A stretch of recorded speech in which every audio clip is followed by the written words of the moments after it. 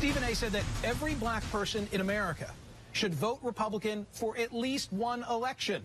Stephen A. Smith is joining me now. Stephen, who are you trying to send a message to? Republicans, Democrats, African Americans, all of the above? I'd go with all of the above. That sounds about right, but specifically the Democratic Party from the standpoint that I definitely believe that the black vote has been taken for granted. Constitutional conservatives and independents prove that they can garner support in the African-American community. I'm not into all this Obama-led race division, you know, that the pigment of your skin makes you more or less worthy of an activist's attention and solicitation of votes. But our president is trying to make that a new normal. Division, distraction. So moving beyond his efforts to divide, the GOP's got to propose solutions instead of pandering to the protesters like the Only Black Lives Matter movement, like leftist politicians do. Joining me to discuss solutions is Republican strategist Gianno Caldwell. And I want to know, where is the media coverage of the unifying efforts of conservatives and judicial reforms and all that good stuff that lift us all, especially the African-American community? The hound all over the bad stuff and the division, but why is this? Well, thank you for having me, Governor Palin. And I would say the media outlet that's covering it right now is you, so kudos to you for that. You know, in general, the liberal media would rather not display anything that's going to be put out by the conservative movement, the Republican Party, especially considering the fact that it doesn't fit within their agenda. Their agenda is to divide, to be divisive, and to sensationalize things that are going on in our country right now. Well, your perspective on this is very valuable. You're there on the front lines, and you know you're there in the heat of a bunch of battles. You wrote a recent article about this, an article that within you mentioned how the Violent Crime Control and Law Enforcement Act of 1994, which was pushed by both Clintons at the time, authored by then Senator Joe Biden, that has done major damage to the black community. How has that law hurt the cause of unity? Well, Governor Palin, I'll tell you, the black community has suffered poverty.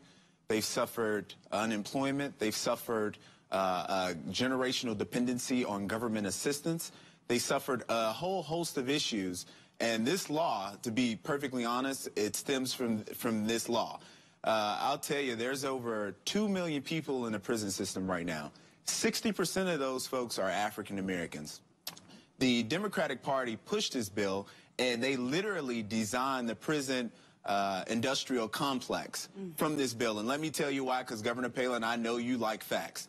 The fact of the matter is, within this law, $10 billion was used to develop prisons all over this country. I know you like facts, so let me give you another fact. This law created, or rather applied, the mandatory minimum sentencing laws to nonviolent, low-level criminal activity. And let me give you one last one. This particular law also gave states incentives to enact what is known as Truth in Sentencing Act laws, that would apply and keep folks that went to jail in prison. In addition to that, it provided no funding to rehabilitate those that were in prison. You're talking about education programs, you're talking about job programs. So when they left prison, what did they do? They went and did something else to get arrested. And it was a cycle, and that's what you're experiencing with the black community right now. That is a great point, and more on that. You mentioned that the GOP is taking action on that other interest of African Americans, and the left isn't, and that's criminal justice reform. What kind of reforms are you seeing and hearing taking shape there on Capitol Hill?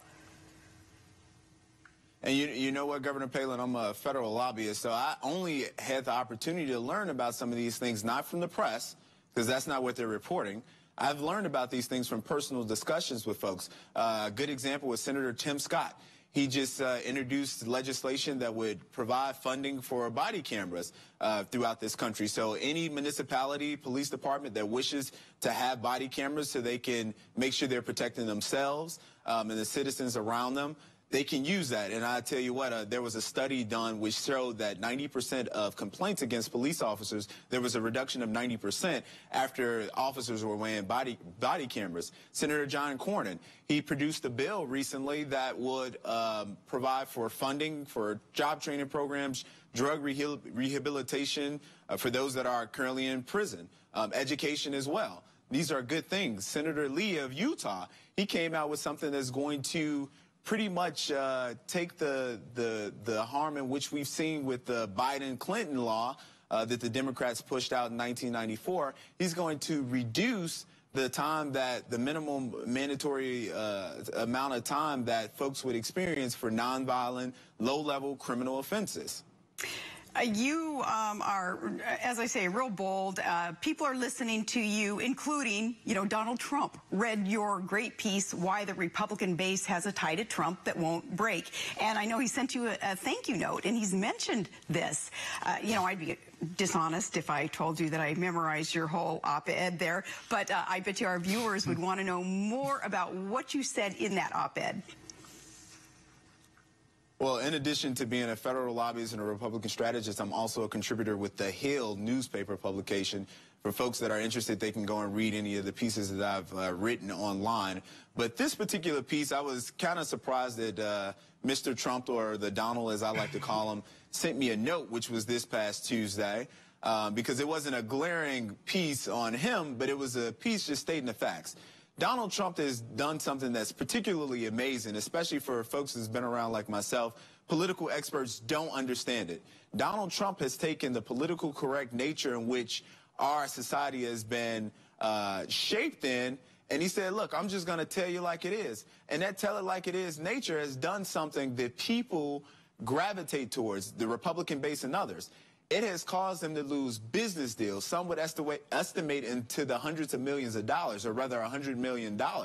So with what has happened, he hasn't backed down like many would. You'll see politicians, once they see that they're losing money, they back away. You see business leaders do the same. He didn't do that. He doubled down. He went in, and he's continuing to go in. So I appreciate him for that. Yeah, I think that you and the Donald and a few others in that race, you guys have that in common. And I know that you're as sick of the elites politically correct. Dr. Ben Carson being one of them, too. Amen. Yeah, he's great. The politically correct culture, this reshaping us from a free, brave nation to a stifled, wussified nation. Try to give our One America News viewers some hope here. Well, you know what? And I think it goes back to your last question about Donald Trump. Politically correct speech is taking our country in a direction that's very dangerous. It's a place that we should never go in. There should never be a point where I say that I believe that marriage is between a man and a woman because of that's what I was taught. That's what the Bible has taught me, that I'm going to be called a bigot or any of those nasty names. Donald Trump is taking this thing to another level, and there's other leaders that were doing it before him, and there's other leaders like Jeb Bush who's beginning to do it now. Dr. Ben Carson was doing it, and he was up in the polls before Donald Trump got involved. So I think that we're going in a very good direction, and I'm hopeful that it'll continue that way. You are a good man, and you just keep giving us those facts. Nothing but the facts, man. Thank you so much. Thanks, Mr. Caldwell. All right, up next, Milwaukee Sheriff David Clark. He's a tough man, too. He knows a whole lot about a whole lot of things, including anchor babies. Hear his take on what's going on with illegal immigration and public safety next.